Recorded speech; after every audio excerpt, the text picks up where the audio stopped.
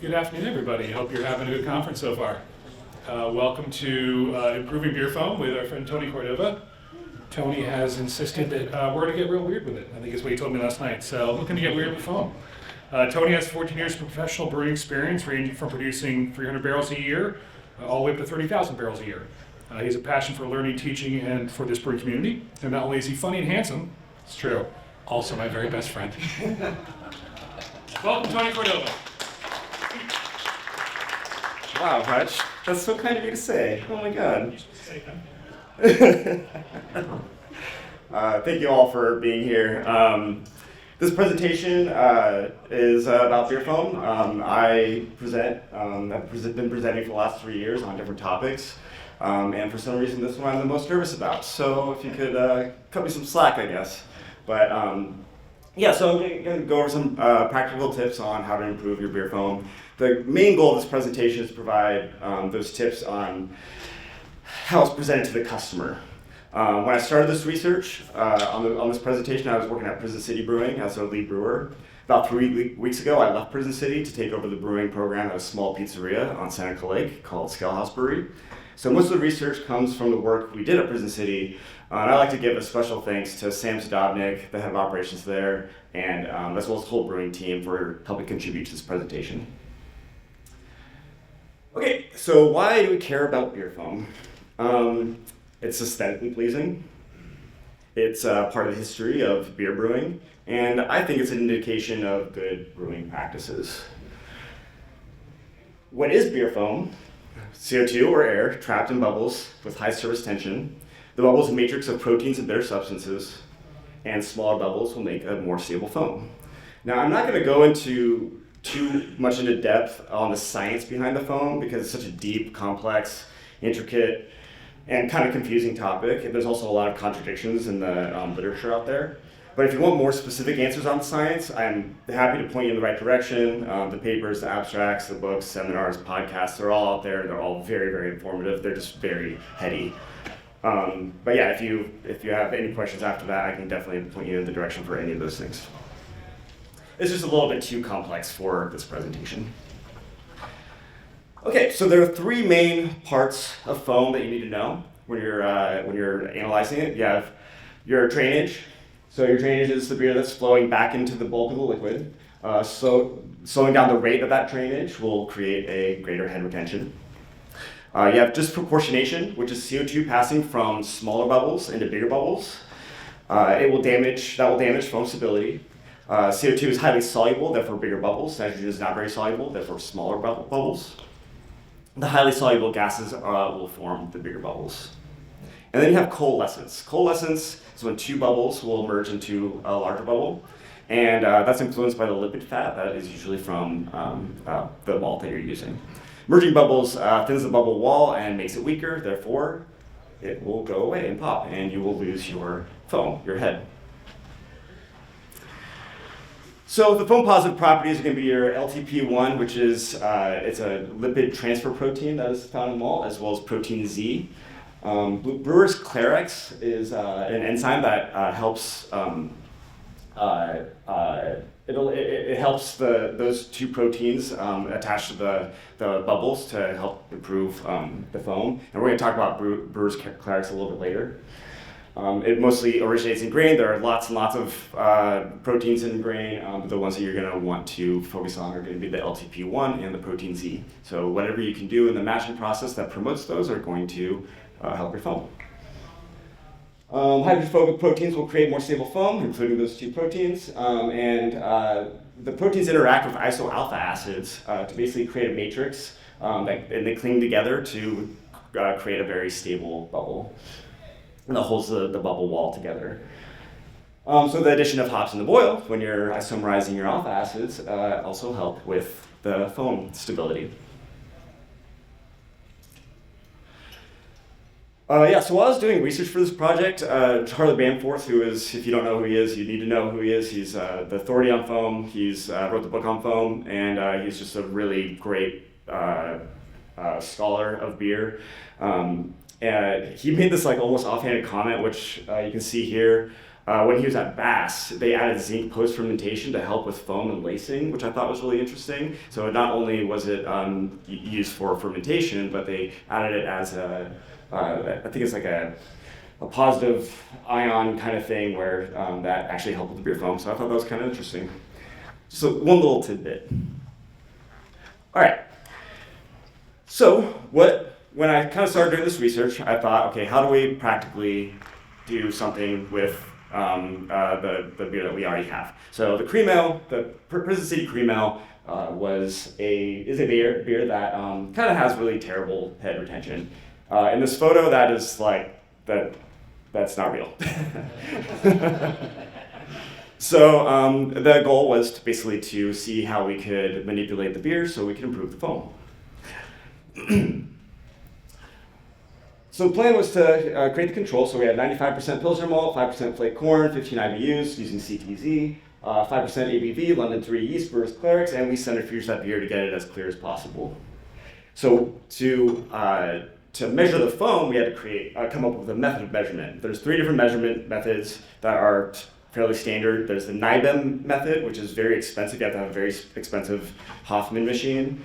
To use it, it's very consistent, but it's way out of our price range. The ASBC Sigma foam method is another method that uses some special types of glassware that is just kind of, it's specific to that, and I don't really want to buy a bunch of stuff.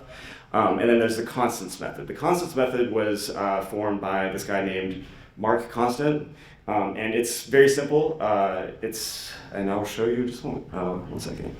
Okay.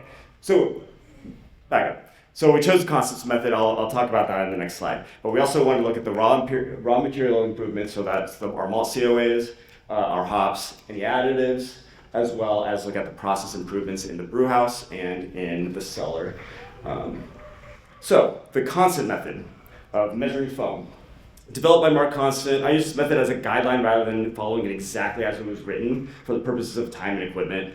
I was far more concerned with customer perception rather than achieving a large amount of foam. This does add a little level of subjectivity. But the method is as follows. You weigh and measure the temperature of the can. You place the can in the grip. You open the can and immediately pour the beer gently into the bottom of the graduated cylinder. The cylinder was a 1 liter cylinder over about 10 seconds at a very specific height, so that the height of pouring would be the same over every test. And then we start a timer and we take a picture every minute for 5 minutes. And what we're doing here is we're going to be measuring the liquid compared to the foam over that time. And you will see that as I show you the graphs. Okay, so this is the first test, the control test. As you can see, this is 4 different tests, and on the left side is the total height, on the right side is the liquid height, and the middle column is the foam height, and that's what I am going to be focusing on the most. So as you can see, the foam height starts really high, and then it drops down to a really low amount. So in this case, at the end it was about 5. That number is like it's just a measurement. It doesn't really mean anything. It's technically milliliters on the graduated cylinder, but it's just a number that we can go off of as our constant. So 5 is really, really low. You can see the way that the foam in the graph just like dissipated and went to basically nothing. But this was a really good result because our results were becoming consistent. Okay, so this is the pictures of what we tested, and you can see the foam starts off really high. Even after a minute, it's gone. Half of it's gone. After 2 minutes, it's pretty much gone, and then at 5 minutes, there's nothing left. So what I wanted to do was I wanted to get another commercial example to test and see how that foam performed. So I got some Genesee Cream Ale, and these were 12-ounce cans, but you can see the difference between the graph. So it started, like normal, like the other ones did, but it's kind of stopped at around 100, which is good foam, I would say. So let's look at that, and look at that. It looks amazing. So nice big head of foam. After 1 minute, 2 minutes, as you go down, it still looks great, and after 5 minutes, you have that wonderful lacing and that beautiful looking beer. So then, we had to decide what we wanted to do as far as changes to try and improve the foam. So one of those changes we decided to do a very, very simple change, was to add a bag of chip malt to the malt bill. It's very simple. We just replace one bag of Pilsner malt with a bag of chip malt, which is a dextrinous malt, and that malt is said to be able to help with foam stability and foam improvement. And if you can look closely in the back, there's Judd. He's right there too. I just found a picture of malt. This has nothing to do with Judd really, but I thought it was cool. All right, and this was the result. So, as you can see, it didn't really help that much. The graph did seem to slow it down a little bit, but after 5 minutes, it was still all the way to nothing. So the chip malt experiment kind of felt like it didn't really work that well. And here is the photos for that. So you can see nice big head. It goes down a little bit, but at the end, it's just kind of looks like a flat mess. So we had to go back to the drawing board and decide to try another experiment. Of all of our beers, this one seemed to be the one with the worst head retention. What made this beer different than any of our other beers or similar beers? All the ingredients were the same. The malt COAs looked fine. We even added brewer's clerics to this beer to improve clarity, chill haze, and foam. This is the only beer we use clerics in. Could clerics be doing exactly what it says it prevents? You know, it says it prevents. It says it promotes foam, but obviously we're not seeing that. And there's very little literature out there about this, so we decided to do an experiment. We brewed a batch with a control cream ale and split it between two fermenters, one fermenter with clerics and one without. And this is the result. So this is the cream ale test without clerics. So as you can imagine, we're kind of going like, what the hell is going on? You know, you can see that the foam is really nice. It barely dissipates, and it looks great. Here are the photos. Yeah, beautiful head retention, lacing, and flavor. How could this possibly be the result? Basically, the next step was to test the control that had the clerics, the other fermenter, to confirm the results, and this is what we got. Same goddamn thing.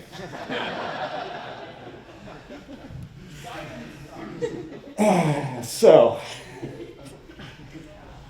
yeah. This was the same beer, same brew, two different fermenters, one with clerics, one without clerics. So the problem or solution was not the brewer's clerics. There was some other factor affecting the foam in this beer, and all of our testing gave us inconsistent results. Brewer's clerics is supposed to be a gluten reduction enzyme, so we had all these cream ales tested for gluten, and the results for all of them were high gluten, using the ELISA test. So, what does that tell us? Maybe the clerics isn't working, maybe it's bad, we don't know. So now we have two problems instead of one. We don't know why the foam in this batch is better than any other batch, and we don't think the enzyme is actually doing anything. We double-checked all of our work with no meaningful conclusion. So what the hell? We're back to square one. We're doing all this work to analyze a product that isn't meeting our quality and presentation standards, while also trying to do our regular daily tasks. Why do we care? Why have I attached a part of my identity to something that is niche and relatively inconsequential as craft beer? Would my passion and creativity be better utilized in an industry that creates something good in this world? Here I am doing a full analysis on beer foam that very few people will notice. Most beer drinkers just consume it from a can or bottle, or just order a macro lager on tap at their local dive bar, where it's filled to the brim, and might even complain about the foam if it's even half a centimeter thick, because they don't think they are getting the full amount of beer they paid for. The intensity of which many of us approach craft beer could be considered some kind of married to your job mentality, or being a workaholic, working to achieve perfection for ourselves more than the customer. The customer is merely a tool we use to feed our egos, validate our art, and hopefully pay us money for it. What makes my product any more special than anyone else's in this room? Or more special than the large regional breweries that have a marketing budget greater than my entire brewing budget? These massive companies have bought up regional breweries around us, run by people who back in the day said they were our colleagues and sold us a dream of independent brewing and never selling out. Stay true to the fight against yellow fizzy beer. Never meet your heroes.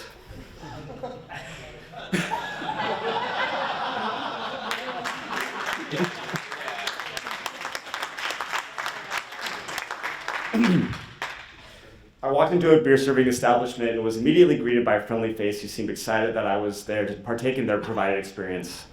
While there were signs telling people how to order and where to go to get what they want, it was obvious where I needed to go to get what I needed.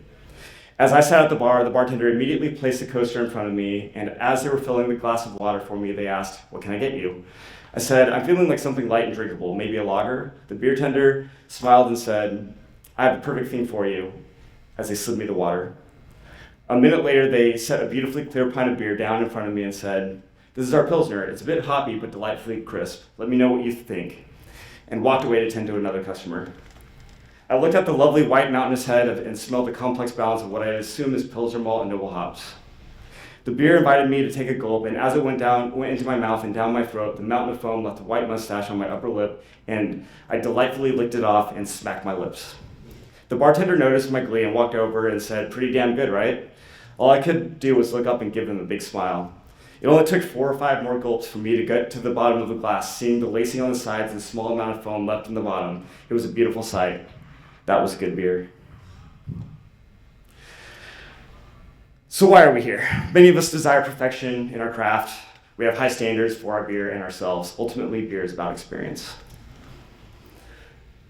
A single negative perception of the experience can disqualify 100 positive perceptions. Presentation of the product enhances customer experience, glassware, color clarity, education of the staff, cleanliness, and foam.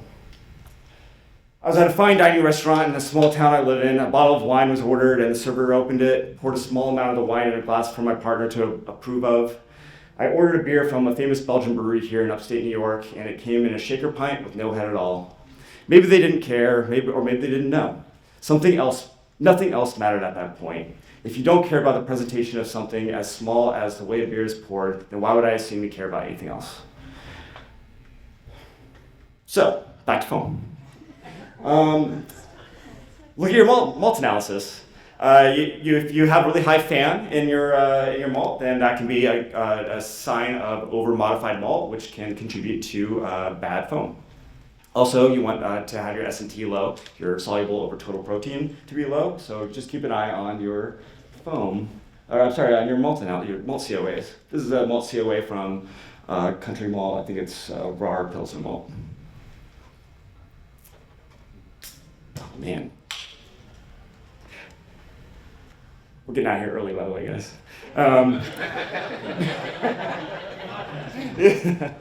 All right, so what else can contribute to foam? You want to do gentle transfers with your beer. A lot of the breweries back in the legacy breweries in Germany and Belgium, they transfer by gravity, and so the beer is treated very gently.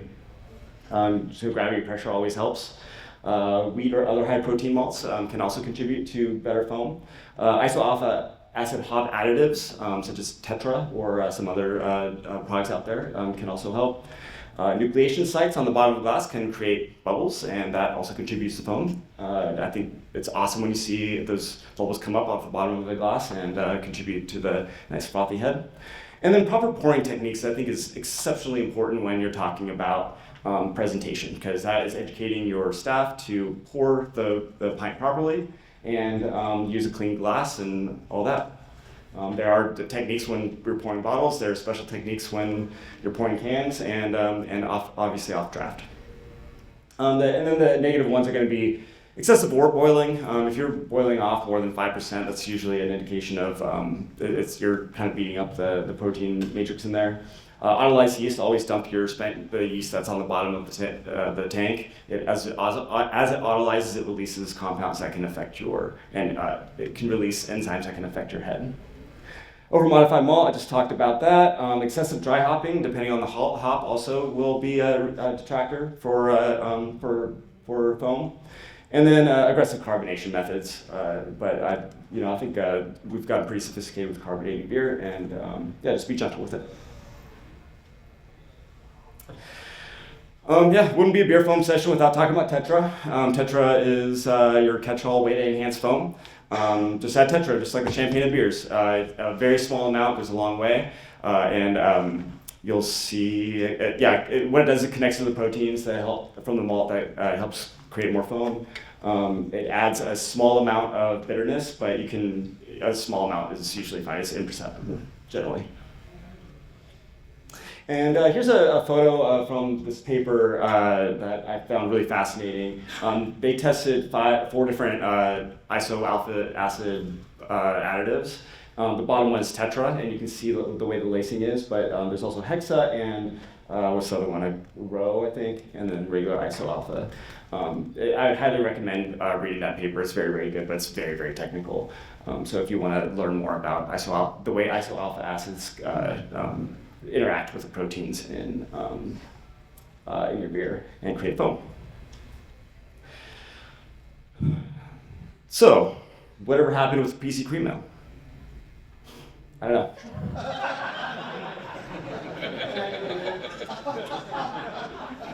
So thank you, everybody. 24 minutes.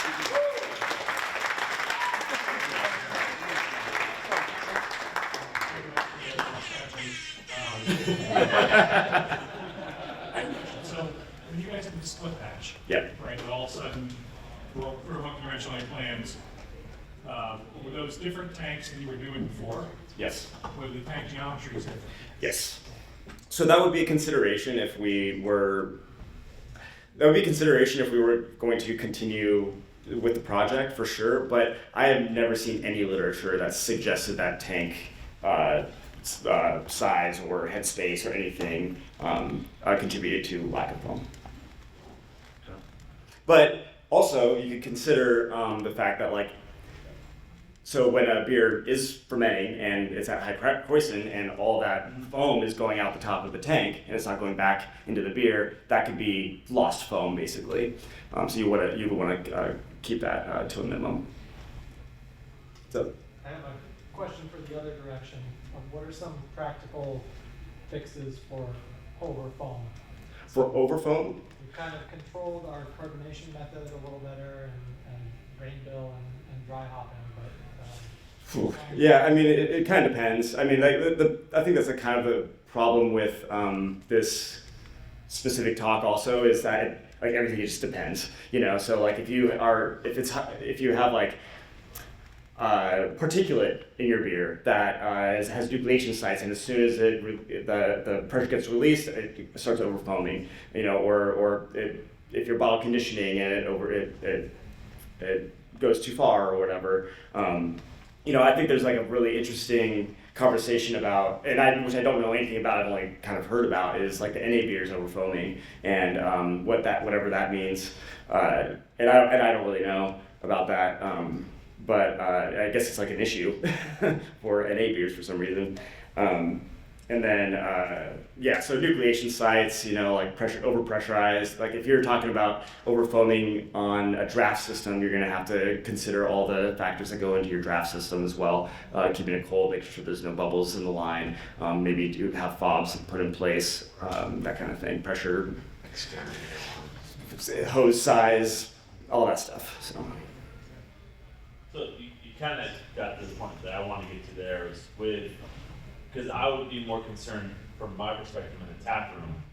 When I'm pouring that beer, there head stability inside my tap room. Obviously, you want the beer to be consistent across, whether it's in the tap room or in the can. Mm-hmm. But did you consider doing a test going through your draft system to see, like, and obviously everyone holds it differently, but if you just put it down on top and then just pour it that way, to see, do you have that same variability in the beer over 5 minutes? Yeah. So like the only reason I didn't do that was because there wasn't a really good way of measuring it.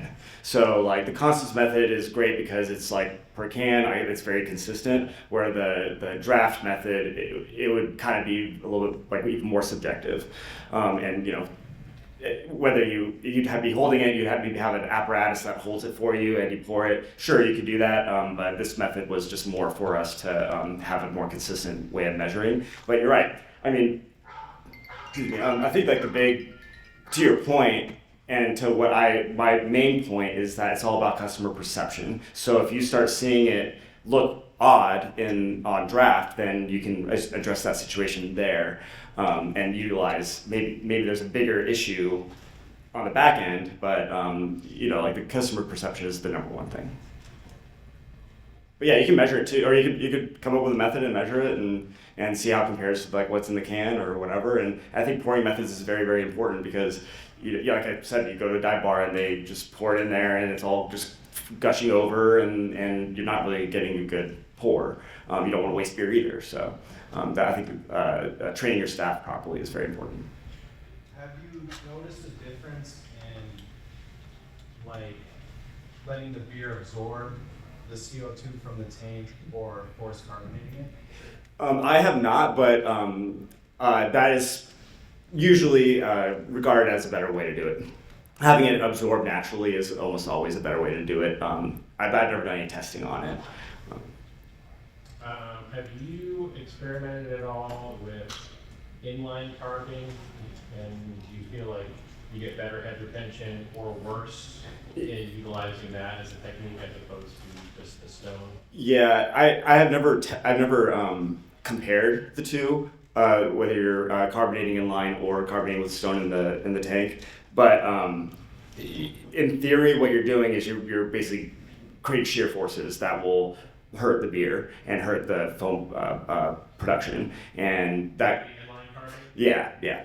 And then, so like that's why I like doing like a much slower carb would be better, or natural conditioning will probably be the best. So spun again. Yep.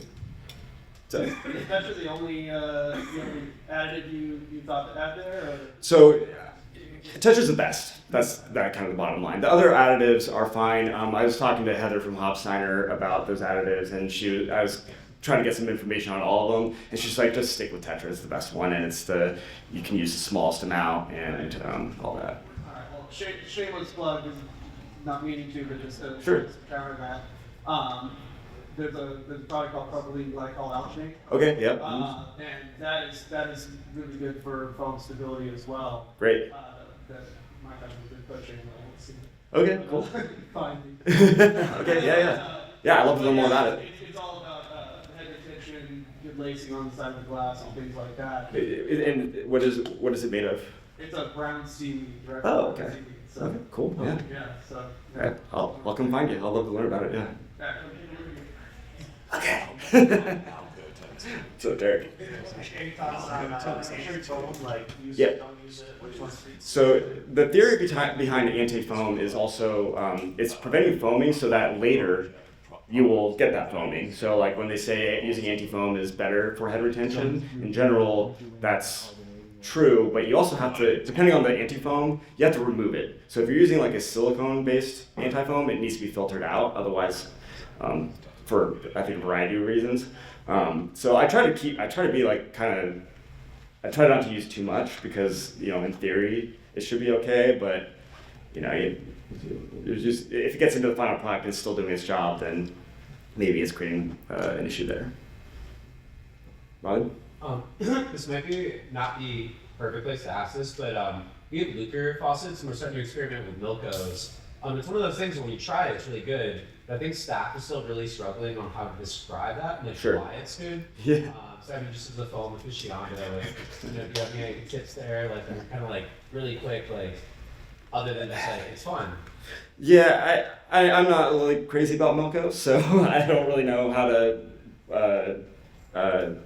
convey that to make people excited. But kind of to go back a little bit to presentation, it's kind of up to you. It's kind of up to you how to figure out how to get your staff to be super excited about what you're doing. If you show excitement, they'll be excited, and if you educate them, they're going to want to do it. And like Milko it's a thing, and it's kind of cool, but it's kind of niche, and you just say like, oh yeah, it's kind of fun. You just like do it, and you slam it, it's fun, and you get all that foam, and and you also get a different perception of the beer because the foam is actually it's the matrix of the protein and those hop compounds. So when you taste the foam, it's actually be much more bitter than the beer itself. So you get a different kind of perception of the. You can talk a lot about texture too, and Yeah. mouthfeel and how that affects your perception of different flavors. Absolutely. Yeah. As far as from the Malthouse side, you mentioned COA, so protein, fan, modification levels, sweet spot, where would your what do you find ideal? I'm not 100% sure what that sweet spot is. It's more, I mean, there's plenty of fan. We have plenty of fan in our malt. Like it's not like there's really a shortage of fan out there. So I would say err on the side of, you getting your good extract without overproducing fan and because basically that over modification is just going to destroy those proteins that you want to carry over into the beer. But I'm not 100% sure on the sweet spot. That's your job, Judd. Yeah. But as far as protein, so what does that? Yeah. So the. Too much. I mean, all the others are. Oh, I can't really see it very well. Protein, we're usually we shop for grades like 10.5 is big one. Yeah, and that's the general that's the general. When you look at like these bigger COAs, like that's the general thing you want around 10. Yeah. And that's mostly an indication like of the quality of the barley, right? That's all on the farm. Yeah. Okay. What's up? Are there any data on the impact of using the hop extracts and terpenes on head retention? Oh, I don't know. I didn't see anything when I was doing any research on this, but that would be a good question for one of the brokers here. Actually, probably Steiner, because one of the resources I used was from a Steiner person, and they had a lot to say about hops and how they interact with the foam. Yeah. So I'm going to go similar direction of over modification. I just recently got into decoction to this new brew house. Are you seeing any issues with decoction with obviously modern malts becoming over modified through that process? No, I have not seen that. I mean, my philosophy on that is the malt nowadays is so good that like decocting is kind of like, it's more of like a vanity thing. Not that there's like intangibles that you get out of it and whatnot, but I mean, the theory is that, like if you have like a really good mash program, you're going to bring out like good foam, and that's going to be depending on like your system and how you operate it properly. And there's some really good resources about how to create a good mash for a good foam too. Just Charlie Banforth has all that information. Yeah. Basically, I think it's like the lower the mash temperature, the worse the foam is going to be also. So that's kind of like a good rule to go by. Anything else? Any questions? Awesome. Well, thank you so much, Tony, for sharing your knowledge. Thank you all. This is fun.